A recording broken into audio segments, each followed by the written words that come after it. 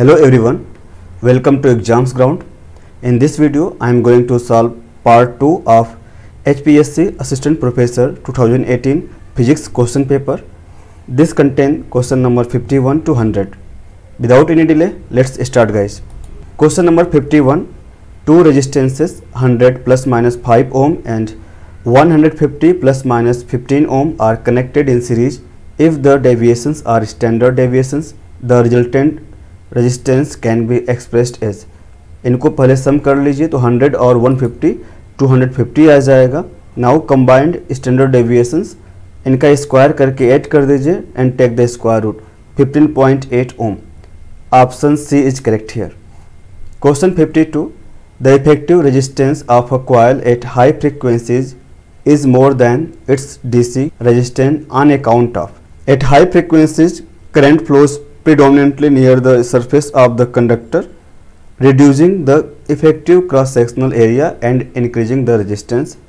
Skin effect हो गया.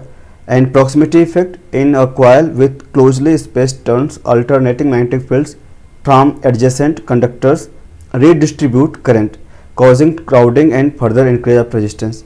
तो ये भी आपका करेक्ट होने वाला है. And eddy current losses, time varying magnetic fields induce circulating eddy currents, ये भी आपका रीजन होने वाला है.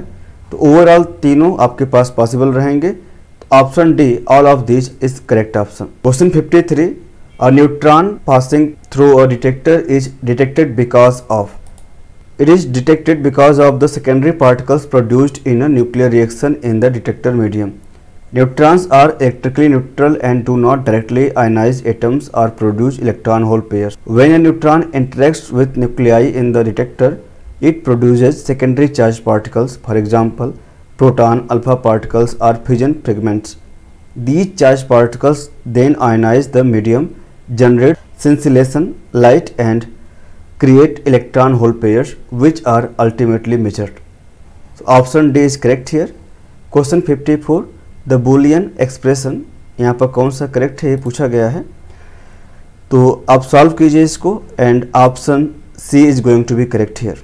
Question 55, which one of the following in neon is not responsible for laser action in a helium neon laser. 5s-3p, this is the main transition producing the 632.8 nanometer red light in helium neon laser. And जो possible नहीं होगा 6s-5p, इसमें आपको जो population inversion create करना difficult है, that's why. तो 6 to 5 transition is not involve in the standard helium neon lasers. Option A is correct here. Question 56, when an intense beam of monochromatic light is scattered by a liquid, the spectrum of the scattered radiations contains line whose wavelengths are longer and shorter than the incident radiation. This effect is called Raman effect. Option D is correct here. Question 57, the hyperfine structure of sodium 3,2p3/2 with nuclear spin I3/2 has the total angular momentum F ranges from J minus I to J plus I. Accordingly, J equal to 3/2, I equal to 3/2. आप check करेंगे जो value आने वाला 0, 1, 2, 3 F की value आएगा. This is the resulting 4 distinct states for this. Option D is correct here. Question number 58, the NMR spectrum of ethanol CH3CH2OH comprises of 3 branches of spectral lines. The number of spectral lines in the bunch corresponding to CH2 group is. The CH2 protons are split only by the adjacent CH3 group. 3 protons, यहाँ पर 3 protons is there. Applying the n+1 rule, 3 neighboring protons plus 1 कर दीजिए, 4 pick मिलने वाला है. Option D is correct. Similar type का example देखते हैं लाइक दिस. यहाँ पर देखिए 2 neighboring protons हैं तो n+1 3 इस नंबर ऑफ पिक्स आ जाएगा. इन दिस केस 3 + 3 6 हो जाएंगे. नंबर ऑफ पिक्स क्या हो जाएगा, 6 + 1 7 आ जाएगा. अगर Cl है OH है तो उनको काउंट नहीं करना है, ठीक है. एंड यहाँ पर भी आपका 7 आ जाएगा. Question number 59, the degeneracy of the spectral term 3F is. देखिए डिक्टो क्वेश्चन पूछा गया था 2022 question paper assistant professor Karnataka. ये जो क्वेश्चन पेपर सॉल्व कर रहा हूँ 2018 का है लेकिन सॉल्व कर रहा हूँ 25 में. जो बाद में एग्जाम हुए हैं उनको मैं यहाँ पर कंसिडर कर रहा हूँ. तो इसको देखिए सॉल्व कैसे करते हैं. तो जो डिजेनरेसी रहेगा it is equal to 2l+1 multiplied by 2s+1.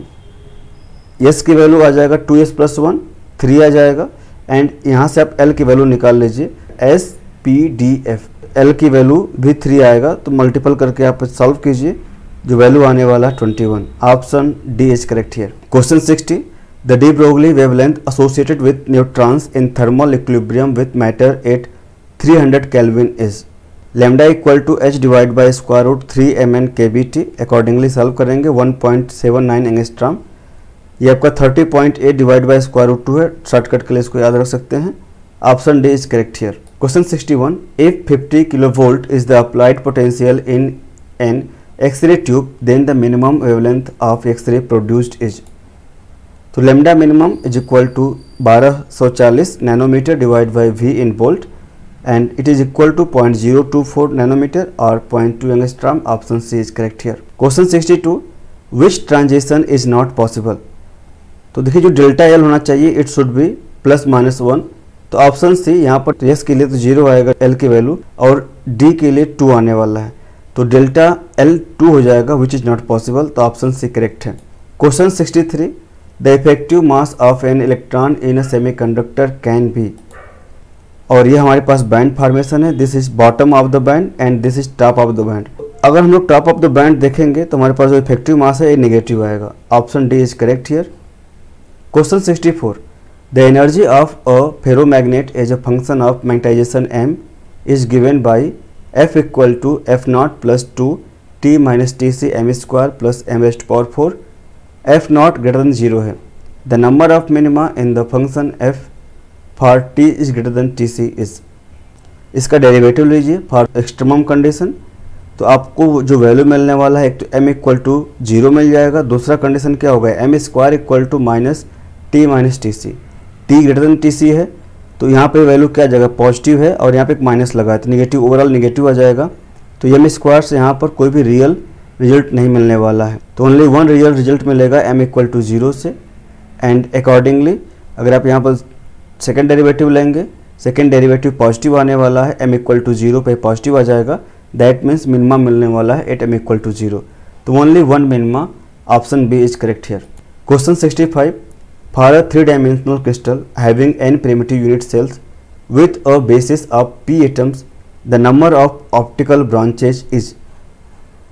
Question देखिए HPSC पॉलिटेक्निक एग्जाम 2022 में पूछा हुआ था, जो टेक्निकल एजुकेशन वाला एग्जाम था।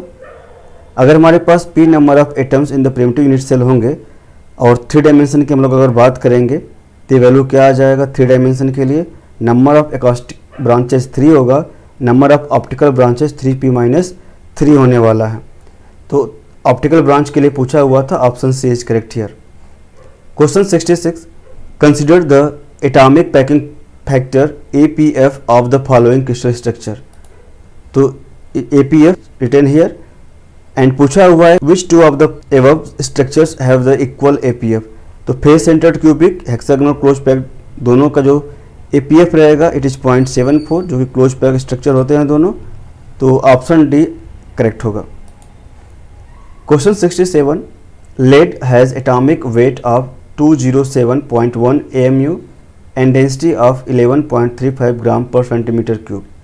If the energy of the vacancy formation in lead is 0.55 electron volt per atom, the number of vacancies per centimetre cube at 500 kelvin is. First calculate atomic density and it is equal to rho into Avogadro number divided by molar mass. The vacancy concentration is given by the Arrhenius equations. यहाँ से आप value निकाल पाओगे EV/kT, तो this value आने वाला है। Accordingly जो NV की वैल्यू है आप पुट कर लीजिए, N की वैल्यू यहाँ पर गिवन है और यहाँ पर वैल्यू आप पुट कर लीजिएगा। अकॉर्डिंगली जो आंसर आने वाला है option D is going to be correct.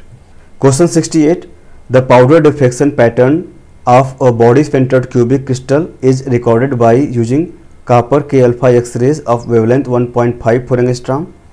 If 002 planes diffract at 60 degree then lattice parameter is। देखिए जहाँ पर दिया हुआ है डिफ्रैक्शन एंगल 60 डिग्री, 2 थीटा की वैल्यू 60 डिग्री हो जाएगी, that implies theta equal to जो ब्रैक एंगल होगा वो 30 डिग्री आ जाएगा। Interplanar spacing of 002 plane it is a/2 and accordingly जो वैल्यू आ जाएगा ब्रैक्स कंडीशन पुट कीजिए 2d sin theta equal to lambda, D की वैल्यू यहाँ पर मेंशन है, थीटा की वैल्यू 30 पुट कीजिए, ए की वैल्यू आ जाएगा 3.08 angstrom. Option B is correct here. Question 69, the total energy of an ionic solid is given by U equal to minus alpha e square divide by 4 pi epsilon nought r plus b divide by r raised power 9, where alpha is Madelung constant, r is the distance between the nearest neighbor in the crystal. If r0 is the equilibrium separation, then the constant b is given by। Total energy यहाँ पर mention किया गया है। Equilibrium separation के लिए इसका derivative क्या करेंगे, जीरो कर देंगे। डेरिवेटिव जीरो आ गया। इस पर्टिकुलर कंडीशन के लिए हमारे पास जो r होगा वो r0 आ जाएगा। तो r0 वैल्यू पुट कर लीजिए एंड अकॉर्डिंगली जो आंसर आ जाएगा दिस। कोई भी ऑप्शन मैच नहीं करेगा, none is the correct one. Question 70, the isospin and the strangeness of omega minus baryon are. तो omega minus baryon is 3 strange quark से मिलकर बना हुआ है। तो बेरियन नंबर तो 1 है यहाँ पे। एक जो एस क्वार्क रहेगा स्ट्रेंजनेस नंबर -1 होता है एंड अकॉर्डिंगली आप यहाँ पर देख पाएंगे इसका जो 3 स्ट्रेंज क्वार्क हैं तो स्ट्रेंजनेस नंबर -3 आ जाएगा एंड इसका आइसोस्पिन 0 होता है। Option B is correct here. Question 71, choose the particle with 0 baryon number from the list given below. तो बेरियन नंबर इसमें 0 किसका होगा, जो भी पाइयान है या मेसन्स है उनका बेरियन नंबर 0 होने वाला है। देखिए हमारे पास जो बेरियन होते हैं अगर इनका बेरियन नंबर 1 कब होता है, जब ये तीनों क्वार्क रहें क्यू क्यू क्यू, तो बेरियन नंबर 1 होगा। और एंटी बेरियन में हमारे पास बेरियन नंबर -1 होता है, तीनों एंटी क्वार्क्स मिलकर बने होते हैं। और जो मेसन्स रहेंगे लाइक पाइयान्स केयॉन्स, यहाँ पर बेरियन नंबर 0 होता है और एक क्वार्क एंटी क्वार्क से मिलकर बने होते हैं। Question number 72, the nucleus of the atom beryllium atomic number 4 mass number 9 है, कंसिस्ट ऑफ। कैलकुलेट कर लीजिए। देखिए जो हमारे पास प्रोटॉन होगा it is made of UUD। जो अप क्वार्क रहते हैं उनका चार्ज 2/3 होता है, जो डाउन क्वार्क होते हैं उनका चार्ज -1/3 होता है। अकॉर्डिंगली आप चेक करेंगे तो जो वैल्यू आ जाएगा +1 चार्ज आ जाएगा। न्यूट्रॉन के लिए 0 चार्ज होता है। तो अप क्वार्क एंड दो डाउन क्वार्क से मिलकर बना होता है। अब अकॉर्डिंगली हमारे पास बेरिलियम में 4 प्रोटॉन और 5 न्यूट्रॉन है। तो जो वैल्यू आ जाएगा 13 अप क्वार्क और 14 down quark. Option B is correct here. Question 73, which one of the following reactions is possible. इसमें से कौन सा रिएक्शन पॉसिबल होगा, तो option B is correct here. आप अकॉर्डिंगली इनको मैच कर सकते हैं। ऑप्शन बी में देखिए बेरियन नंबर भी कंजर्व है, लेप्टॉन नंबर भी कंजर्व है और चार्जेस भी आपका कंजर्व है। Question 74, the value of limit x tends to 3 x³ - 27 divide by x² - 9 is equal to. अगर हम लोग x = 3 पुट करेंगे 0/0 कंडीशन आने वाला है। Apply L hospital rule. L hospital rule में क्या करेंगे, इसका डेरिवेटिव लेंगे न्यूमरेटर का और डिनोमिनेटर का। तो 3x² - 0 डिवाइड बाई 2x - 0, तो 3x² डिवाइड बाई 2x। अब यहाँ पर x = 3 पुट कर दीजिए, आंसर आ जाएगा 9/2। Option B is correct here. Question 75, the value of closed line integral A.dl along a square loop of side L in a uniform field is। In uniform field constant in magnitude and direction. इसके लिए जो हम लोग solve करें close field था तो we can convert it by Stokes theorem into curl of A, और curl of uniform field के लिए 0 आ जाएगा। तो जो वैल्यू रहेगा इंटीग्रल का 0 आने वाला है। ऑप्शन ए करेक्ट है। क्वेश्चन 76, द मैट्रिक्स, जो मैट्रिक्स है क्या होने वाला है, ऑर्थोगोनल मैट्रिक्स हो जाएगा। हर्मिशियन मैट्रिक्स में A dagger equal to A, that is Aij equal to complex conjugate of Aj। तो देखिए इसका कॉम्प्लेक्स कंजुगेट लेंगे तो 1 ही होना चाहिए था, ये गलत है। तो हर्मिशियन नहीं है, सिमेट्रिक भी नहीं होगा, सेम होना चाहिए था। एंटी सिमेट्रिक भी नहीं होगा, एंटी सिमेट्रिक में प्रिंसिपल डायगोनल एलिमेंट सभी 0 होते हैं। यहाँ पे एक नॉन 0 वैल्यू लिया हुआ है, तो ये भी इनकरेक्ट होगा। अब बचा ये ऑर्थोगोनल, तो ऑर्थोगोनल करेक्ट होगा। ऑर्थोगोनल की प्रॉपर्टी क्या है, A transpose equal to A transpose A equal to anti matrix और A transpose equal to A inverse. जितने भी कॉलम वेक्टर हैं और रो वेक्टर हैं सभी का मैग्नीट्यूड 1 होता है। एंड एनी 2 रोज और any 2 column vectors will be orthogonal to each other. तो ऑर्थोगोनल मैट्रिक्स है। ऑप्शन ए करेक्ट है। Question 77, the average value of the function f(x) equal to 4x² in the interval of 1 to 3 is. Average value निकाल सकते हैं, formula यहाँ पर given है 1 divide by b - a to b f(x) dx। यहाँ पर interval 1 to 3 था तो b की वैल्यू 3 है, a का वैल्यू 1 है एंड फंक्शन की वैल्यू 4x² है। Answer will be 52 divide by 3 17.33। तो कोई भी ऑप्शन मैच नहीं करेगा। Question number 78, the maximum value of log x divide by x is. तो मैक्सिमम वैल्यू आप यहाँ पहले डेरिवेटिव लीजिए, डेरिवेटिव जिस पॉइंट पर 0 आएगा that is point of extrema, और एक ही पॉइंट आ रहा है x इक्वल टू a, तो इस पर हम लोग वैल्यू फाइंड आउट करेंगे तो 1/e आ जाएगा। ऑप्शन डी करेक्ट है। Question 79, fx equal to 1 plus 2 sin x plus 3 cos square x 0 lesser equal to x lesser equal to, यहाँ पे मिस प्रिंटिंग दिया हुआ है, इट में भी π/3 और इट में भी 2π/3, तो यहाँ पर मिस प्रिंटिंग है। हम लोग सॉल्व करते हैं इसके अकॉर्डिंग पॉइंट ऑफ एक्सट्रीमा क्या होने वाला है। तो डेरिवेटिव लेंगे, डेरिवेटिव को 0 कीजिएगा तो हमारे पास जो पॉइंट ऑफ एक्सट्रीमा आने वाले हैं, लाइक cos x को 0 करेंगे तो x की वैल्यू π/2 3π/2 एंड सो ऑन, ये वैल्यू आ जाएगा। एंड सेकेंड इस पर्टिकुलर पॉइंट से आने वाला है 1 - 3 sin x इक्वल टू 0, तो sin x की वैल्यू 1/3 आ जाएगा। अब देखिए जो कंडीशन था x की वैल्यू यहाँ पर लाई करना चाहिए, अब ये वैल्यू इसके अकॉर्डिंग डिसाइड करेंगे।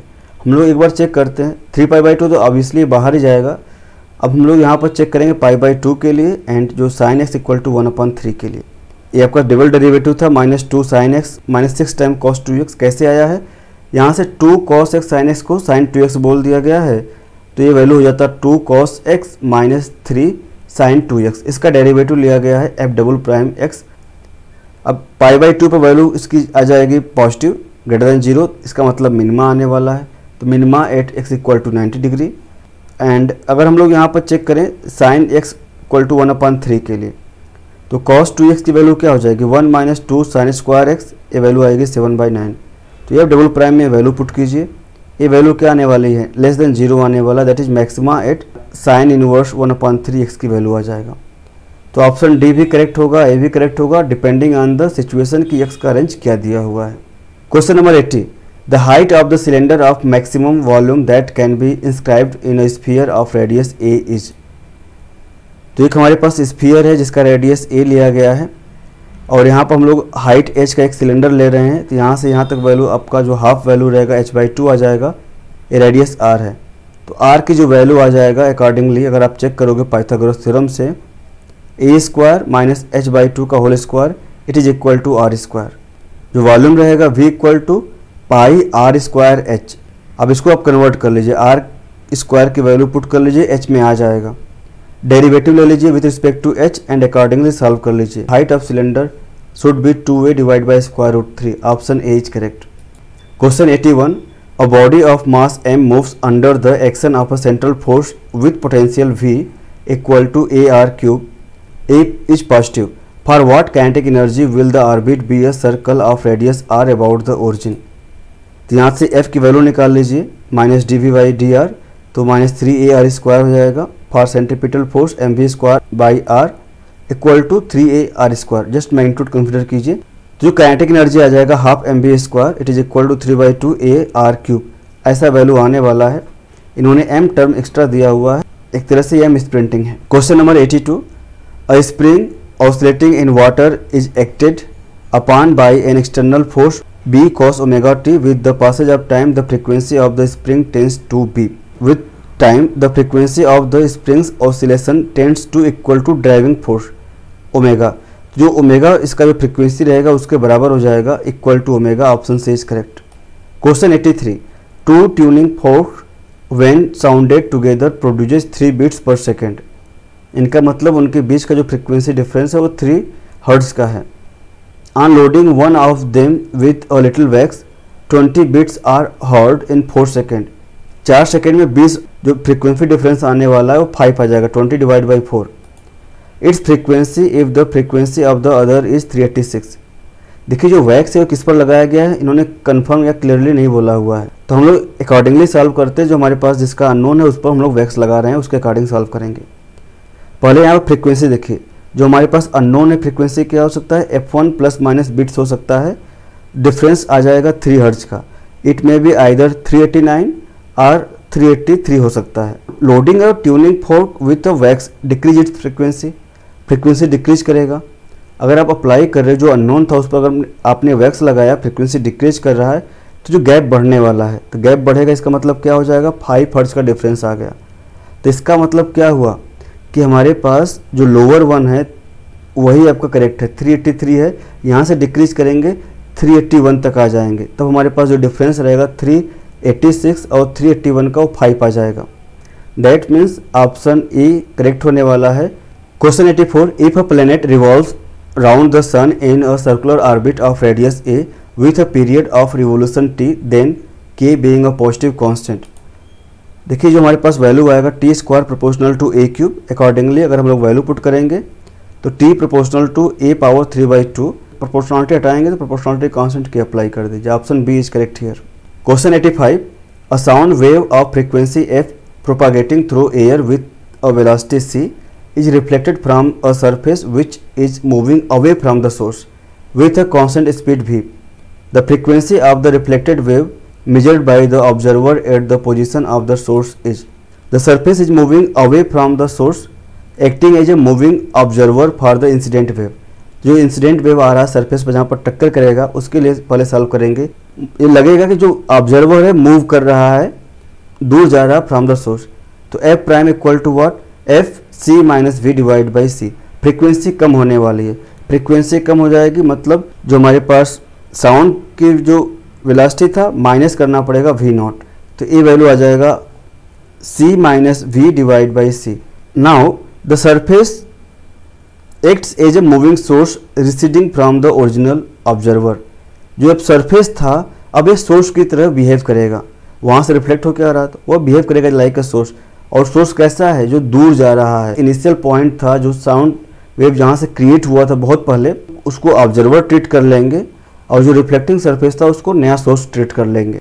तो अब क्या होगा, F double prime it is equal to F prime जो ये वैल्यू था टाइम्स, अब देखिए सोर्स क्या है, ये दूर जा रहा है तो हमारे पास यहाँ पर प्लस में करना पड़ेगा, फ्रीक्वेंसी फिर से कम होने वाली है तो c प्लस भी आ जाएगा। एफ प्राइम की वैल्यू पुट करेंगे तो ये कैंसिल कर जाएगा c एंड f into c minus v divide by c plus v. Option A is correct here. Question 86, the force which is always directed away और towards a fixed centre and magnitude of which is a function only of the distance from the fixed centre known as, it is called as central force. Always points towards और away from a fixed centre has a magnitude that depends only on the distance from the center. Question 87, the difference vector x mu is space-like if the two word points are separated such that the separation between two space-time events is characterized by, उनके बीच का जो हमारे पास separation है delta S square equal to r1 minus r2 का mod का square है, mod कर लीजिएगा, माइनस सी स्क्वायर T1 माइनस T2 का स्क्वायर। अगर delta S square less than 0 होगा तो यह टाइम लाइक इंटरवल कहा जाएगा। If it is delta S square equal to 0 then R square equal to this, ये आपका इंटरवल है light like, and delta S square greater than 0 that implies R square greater than C square delta T square, it is called space like. ये जो space like separation कब होगा, जब हमारे पास ये वैल्यू जो है आर स्क्वायर की वैल्यू है it is greater than C square delta t square. Option C is correct here. Question 88, the orbit is symmetric about the direction of periapsis, the scattering angle is given by. In central force scattering problems like Rutherford scattering, the scattering angle theta is related to the angle of periapsis phi by theta equal to pi minus 2 phi. Option A is correct here. Question 89, normal frequency for free vibration of the parallel pendulum is given by. जो यहाँ पर option given है, देखिए coupled pendulum के corresponding दिया हुआ है। अगर हमारे पास कपल्ड पेंडुलम है, अगर यह इन फेज मोशन कर रहा है that is both pendulums move together so the spring does not stretch or compress, इस केस में हमारे पास जस्ट वैल्यू आएगा square root g by l omega frequency की वैल्यू। एंटी सिमेट्रिक मोड है, out of phase, that is जो pendulum move opposite directions, in that condition ये जो फ्रिक्वेंसी हो जाएगा square root g by l plus 2k by m combination आ जाएगा। अगर एक सिंगल पेंडुलम होता और स्प्रिंग से टच किया होता तो यहाँ पर जस्ट k बाई एम आता, यहाँ पर दो हैं, ठीक है, तो डबल होने वाला है, that's Y 2k by M आता है। इस फैक्टर को लेना पड़ेगा। कपल्ड पेंडुलम में इनका लीनियर कॉम्बिनेशन आने वाला है ओमेगा और ओमेगा 2 का। Combined system vibrates at a higher frequency, तो फ्रीक्वेंसी हायर होना चाहिए था, जो ये माइनस साइन था ये मिस्टेक था, ये पॉसिबल नहीं हो पाएगा ऑप्शन ए। और जो बाकी ऑप्शन सी और डी है यहाँ पर आपका डायमेंशन करेक्ट नहीं है, तो ओनली ऑप्शन बी बचा जो कि करेक्ट होगा। Question 90. In a shunted ammeter, only 10% of the current passes through the galvanometer of resistance G. The resistance of the shunt it. In a parallel circuit, shunt plus galvanometer, the voltage drop across both branches is equal. दोनों में जो voltage drop रहेगा बराबर होगा. तो IG current through galvanometer into G equal to IS, shunt से जो current पास हो रहा है into S. 10% galvanometer में है तो 90% आपका होने वाला है shunt से. तो 0.9I और यहाँ 0.1I सॉल्व करेंगे. जो शंट रेजिस्टेंट है इसकी वैल्यू आ जाएगा G/9. Option C is correct here. Question 91. A particle moving in a magnetic field has increase in its velocity then its radius of the circle. Velocity अगर बढ़ेगा तो accordingly हमारे पास वैल्यू क्या होने वाला है, इसका जो रेडियस रहेगा वो भी इंक्रीज कर जाएगा.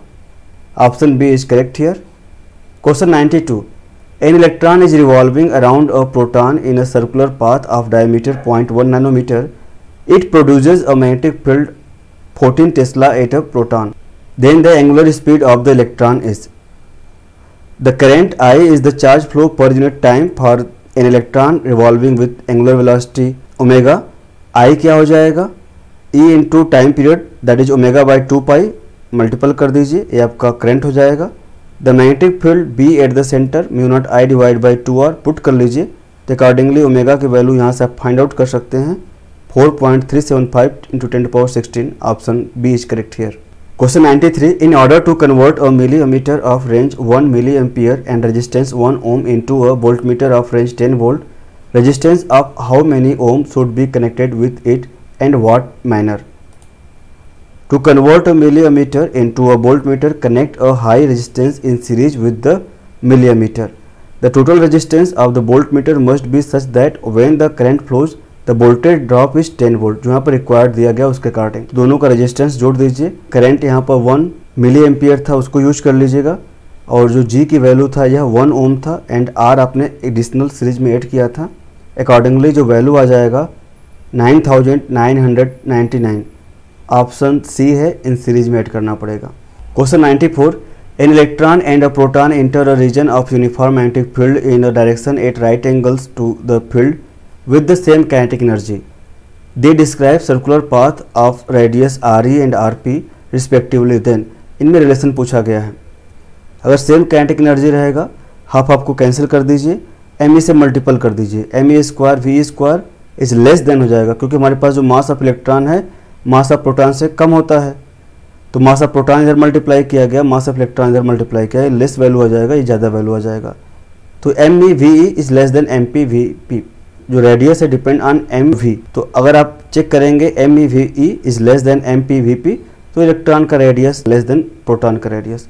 Option C is correct here. Question 95. The orbital speed of electron orbiting around a nucleus in a circular orbit of radius 50 picometre is 2.2 into 10⁶ meter per second. Then the magnetic dipole moment of an electron is.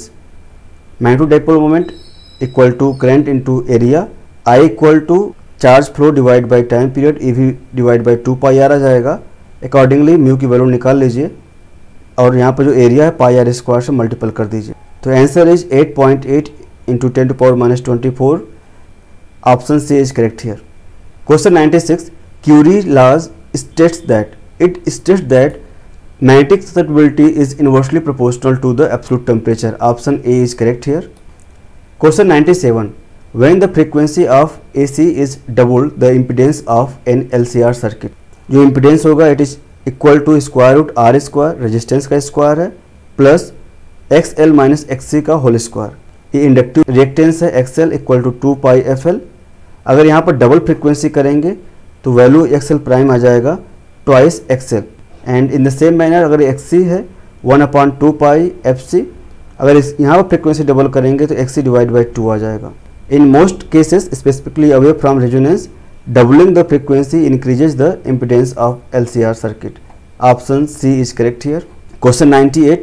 At resonance in a series LCR circuit which relation does not hold.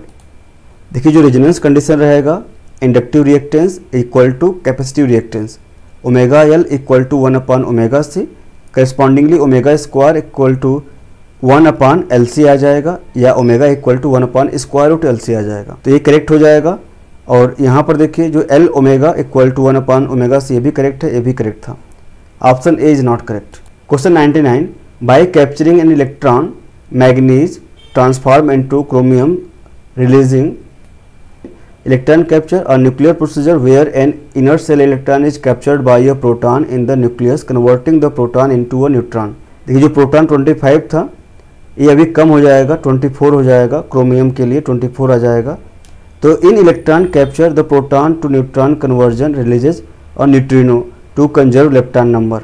यहाँ पर एक typing mistake था इनका, ये आपका manganese से chromium में जा रहे हैं, मैग्नीज का 25 है, क्रोमियम का 24 होता है। अकॉर्डिंगली इसके प्रोसेस में एक न्यूट्रॉन निकलेगा, ऑप्शन ए करेक्ट है। Last question of the paper 100, the strange baryon sigma plus has the quark structure. देखिए जो बेरियन नंबर रहेगा ये आपका 1 होने वाला है और जो स्ट्रेंज नंबर होगा -1 होगा। एक स्ट्रेंज क्वार्क होना चाहिए, तो बी भी नहीं होने वाला है। हमारे पास यहाँ पे स्ट्रेंज क्वार्क है, यहाँ पे स्ट्रेंज क्वार्क है, चार्ज क्या है प्लस में है, तो यहाँ से प्लस चार्ज नहीं आ पाएगा। तो US option C is going to be correct. Accordingly आप मैच कर लीजिएगा, जो बाकी हमारे पास सिग्मा पार्टिकल्स थे उनका यहाँ पर मेंशन किया गया है। ओके गाइस, तो this was the last question of the video. Thank you very much video देखने के लिए एंड आई होप वीडियो आपको बहुत अच्छा लगा होगा। अगर वीडियो आपको अच्छा लगा है तो please like and subscribe. In future बहुत सारे वीडियोस आते रहेंगे regarding assistant professor, lecturer and other various examinations as well. All the best for your exam. Thank you.